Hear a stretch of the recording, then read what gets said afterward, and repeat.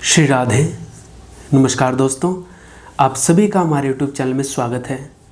मैं विजेंद्र आज आपके लिए एक नया वीडियो लेके आया हूँ। आज का जो वीडियो है, सबसे पहले आपको 26 तारीख को जो अक्षय तृतीया है उसकी बहुत बहुत बधाई। अक्षय तृतीया के ऊपर एक छोटी सी कथा मैं आपको सुनाऊंगा। वैसे तो अक्षय तृतीया को मनाने के बड़े कारण हैं, अखातीज भी हैं, लेकिन जो विशेष रूप से बांके बिहारी का चरण दर्शन है वो इस दिन होता है, साल में केवल एक बार। तो अभी तो लॉकडाउन है, तो देखते हैं कि उनके दर्शन वृंदावन से आ पाएंगे कि नहीं आ पाएंगे। लेकिन अक्षय तृतीया का अर्थ है जिसका फल अक्षय है, अनंत है। आप कोई भी काम आज के दिन करें, कई गुणा होकर उसका फल आपको मिलता है। दान करें, यज्ञ करें, पूजा करें, भक्ति करें। तो इसके ऊपर मैंने कुछ वीडियो पहले भी बनाए हैं, उसका लिंक मैं नीचे डिस्क्रिप्शन में डाल दूंगा। तो आइए कथा शुरू करते हैं। एक भगवान का, श्री कृष्ण का भगत था। वो भगत भगवान का बड़े भाव से डूबकर कीर्तन करता था, उनका नाम जप करता था और बड़ा ही भाव विभोर हो जाता था।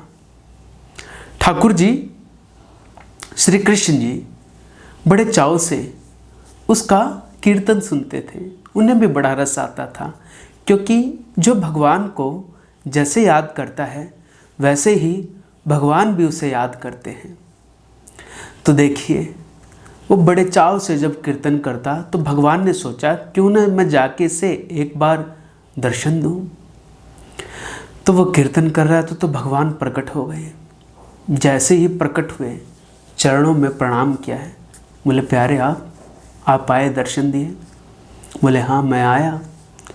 फिर उस भक्त को भगवान ने कहा कि तू एक बात बता, जब तू कीर्तन करता है तो मैं बड़े चाव से उस कीर्तन को, तेरे भाव को मैं सुनता हूँ, लेकिन तू मुझे आसन नहीं देता है, तू मुझे बिठाता नहीं है, मैं खड़ा ही रहता हूँ।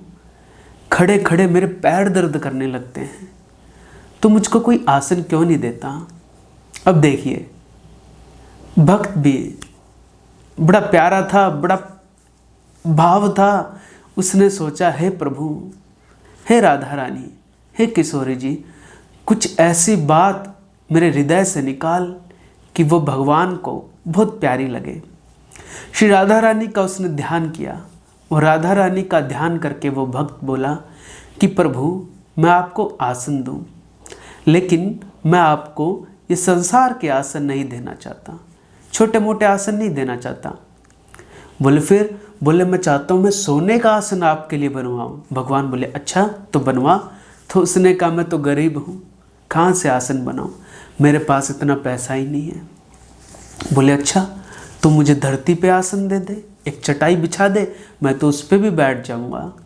वो बोले, नहीं प्रभु, आप सर्वश्रेष्ठ हैं, सबसे प्यारे हैं, सबसे अच्छे हैं, तो आपको मैं धरती के आसन पर भी नहीं बिठाऊंगा।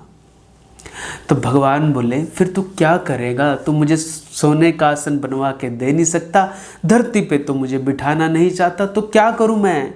तो उस भक्त ने कहा, प्रभु अगर आप कुछ करना ही चाहते हैं तो इतना करें, जब भी मैं आपका नाम संकीर्तन लूँ, जब भी मैं आपको याद करूँ, जब भी आपको मैं पुकारूँ, आप आकर के मेरे हृदय में बैठ जाना।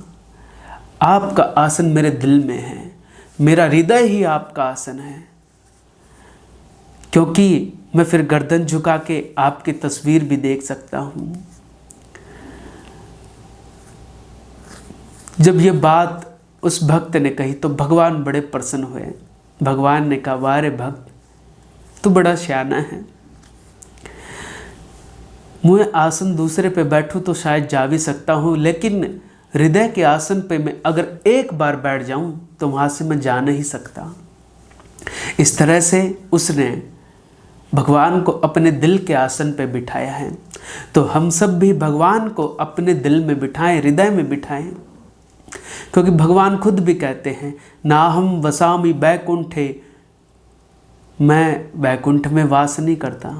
जब मेरा भक्त हृदय से मुझे पुकारे मैं वहाँ आ जाता हूँ। और सबसे अच्छा स्थान है भगवान के लिए हृदय, और वो बांके हैं, त्रिभंग ललित हैं। तो हृदय में आए तो जाएंगे नहीं। कैसे? एक टेढ़ी वस्तु अगर आप बोतल में डालोगे तो वो निकलेगी नहीं, तो वो टेढ़े हैं। इसी तरह से उन्हें हृदय में बसाओ। तो अक्षय तृतीया पर एक प्रसंग मैंने पहले भी कहा है, श्री गौरव कृष्ण जी से मैंने सुना था, आपको फिर सुनाऊं। एक अक्षय तृतीया पर बांके बिहारी का भक्त जाता है और वहाँ पर बांके बिहारी के चरण दर्शन करता है। कोई संत वहाँ गुनगुना रहा था, श्री बिहारी जी के चरण कमल में नयन हमारे अटके। क्या था? श्री बिहारी जी के चरण कमल में नयन हमारे अटके। श्री बिहारी जी के चरण कमल में नयन हमारे अटके। तो उस भक्त ने सुना, भक्त गाता हुआ जा रहा है, लेकिन उससे थोड़ा सा उल्टा हो गया। भाव था बिहारी जी के चरण कमल में नयन हमारे अटके। उसने क्या गाया? श्री बिहारी जी के नयन कमल में चरण हमारे अटके। श्री बिहारी जी के नयन कमल में चरण हमारे अटके। अब तो ये भक्त उल्टा भाव गा रहा है, लेकिन बड़े भाव में है। तभी वहाँ कहते हैं बांके बिहारी प्रकट हो गए हैं, गले से लगा लिया। उसने कहा, प्रभु आप? बोले हाँ। कैसे? बोले भक्त तो बड़ा ही सुनकर बड़े ही ध्यान से मेरे लिए गाते हैं। भाव पता है क्या था? भाव था श्री बिहारी जी के चरण कमल में नयन हमारे अटके। और तूने क्या गाया? श्री बिहारी जी के नयन कमल में चरण हमारे अटके। तूने तो सब उल्टा गा दिया। तो तेरे इसी भाव से मैं प्रसन्न हो गया। अरे मेरे नैनों में तूने अपने चरणों को अटका दिया। तो इस तरह से बांके बिहारी एक भक्त की भाव को पूरा करते हैं।